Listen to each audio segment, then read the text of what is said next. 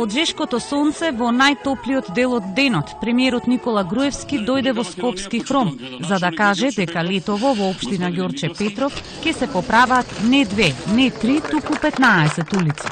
За политичката криза и за тоа кога ќе има нова лидерска средба не зборува многу. Кога ќе се создадат услови за тоа, односно кога ќе има потреба за тоа. Се очекуваше лидерска средба да има до крајот на неделава. Требаше да стане појасно како ќе работи преодната влада која треба да ги организира предвремените избори закажани за април до година. Последните непотврдени информации дека сега се чека Груевски да каже дали го прифаќа последниот предлог на опозицијата, да даде оставка 5 месеци пред изборите и да ја даде на опозицијата 4 министерства.